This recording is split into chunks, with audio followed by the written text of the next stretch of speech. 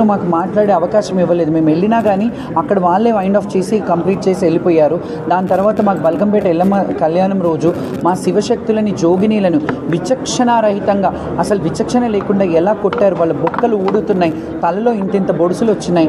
అవన్నీ పోలీసు వాళ్ళు మీద ఖచ్చితంగా చర్యలు తీసుకోవాలి. ఎవరెవరైతే పోలీసులు లాఠీ చార్జ్ చేస్తారో వాళ్ళ మీద చర్యలు తీసుకోవాలి. అండ్ చెయ్యి ఎత్తేటప్పుడు ఒకసారి ఆలోచించాలి, ఎవరున్నారు, బోనం ఉందా. అంతెందుకు గతంలో మీరు చూసుకున్నట్టయితే నా ఛాతీ మీద చేసి నూకిన పోలీసులు ఉన్నారు. దాన్ని సీసీ ఫుటేజ్ పెట్టమన్నాను, అప్పుడు పెట్టలేదు కదా.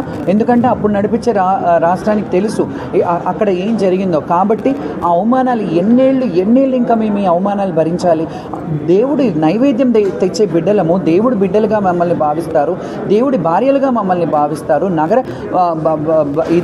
భార్యలుగా మేము ఉన్నప్పుడు మాకు కనీస ఫెసిలిటీస్ అంటే ఫెసిలిటీస్ మేము అడిగేది కూడా మాకు చీర ఇవ్వండి, సార్ ఇవ్వండి, మాకు డబ్బులు ఇవ్వండి అని అడగట్లేదు. మేము ఓన్లీ దైవ దర్శనానికి బోనం తెచ్చడానికి అవకాశం ఇవ్వండి. మాకు స్పెషల్గా మాలో కూడా వీఐపీల లాగా కన్సిడర్ చేయండి. కొంతమందిని పెద్ద ఏడంత్రాల బోనాలు తెచ్చే వాళ్ళని కన్సిడర్ చేసి వాళ్ళకి స్పెషల్గా లైన్ అరేంజ్ చేయండి. ఎందుకంటే కొంతమందికి ఏం చేస్తారు, షామియానాలు వేసేస్తారు, ఏడంత్రాల బోనం ఉంటుంది, అది వాళ్ళు దించి మళ్ళీ తేవాల్సి వస్తుంది. అది కూడా మీరు దృష్టిలో పెట్టుకో.